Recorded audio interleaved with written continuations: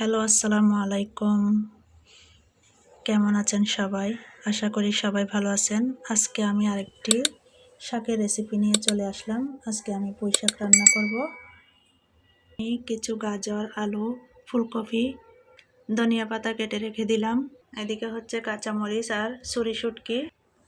এখানে আমি একটা পাতিল বসাই দিছি। এখন সয়াবিন তেল দিয়ে দিলাম। সয়াবিন তেলটা একটু গরম হবে। এখানে আমি ব্লেন্ডার করে রাখা মরিচ, পেঁয়াজ, রসুন, টমেটো এগুলাকে আমি ব্লেন্ডার করে নিলাম। এগুলা কষানো হয়ে গেলে এখন আমি শুটকিগুলোও এখানে দিয়ে দিলাম। তো ছুরি শুটকি দিয়ে আজকে আমি পুঁই শাকের রেসিপি রান্না করব। তো এখানে আমি এখন হলুদের গুঁড়া দিয়ে দিলাম। এখন দিয়ে দিব মরিচের গুঁড়া। মশলাটা কষানো হয়ে গেছে। এখন আমি কুটে রাখা সবজিগুলো এখানে দিয়ে দিলাম।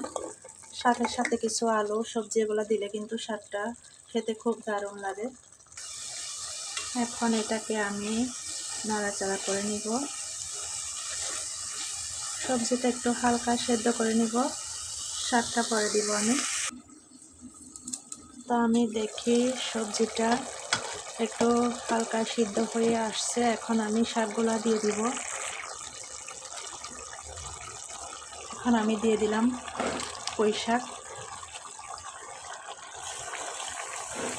সবগুলা পুঁই শাক আমি আস্তে আস্তে করে দিয়ে দিব। এখন আমি শাকগুলো আস্তে আস্তে হালকা করে এগুলোকে নাড়াচাড়া করে নিব। তো আমার কাছে কিন্তু এরকমভাবে পুঁই শাক রান্না করলে ভালো লাগে। তো আপনাদের কাছে কেমন লাগে আমি জানি না। তো এখন এখানে আমি লবণ দিই নাই, লবণ দিয়ে দিব এখন।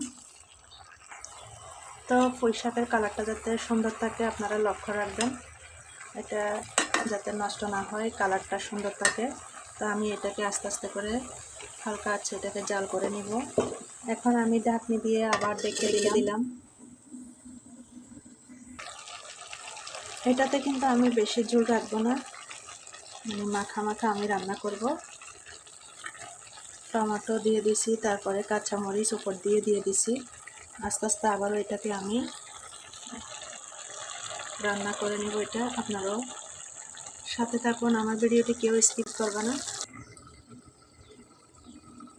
তো আমি পানি দিয়ে দিলাম একটু হালকা, এটাকে আমি পানি দিয়ে একটু সিদ্ধ করে নিব। তো পুঁই শাকের রেসিপি কিন্তু খুবই ভালো একটা রেসিপি। এটা কিন্তু বাচ্চাদেরকে এভাবে রান্না করে খাওয়াইতে পারেন, এটাতে অনেক পুষ্টি আছে। তো আমার চ্যানেলটা যারা নতুন, যারা চ্যানেলটিতে সাবস্ক্রাইব করে নাই এখনও, সবাই সাবস্ক্রাইব করে বেল বাটনটা অলে রাখবেন। তো আমার রান্না শেষ হয়ে গেছে, এখন আমি পরিবেশন করে নিব। তো আমি বাটিতে নিয়ে নিলাম। তো আমার ভিডিওটি আপনাদের কাছে কেমন লাগছে? তো বন্ধুরা, আপনাদের কাছে কেমন ধরনের রেসিপি পছন্দ? তো আশা করি সবাই ভালো থাকবেন। আল্লাহ হাফেজ।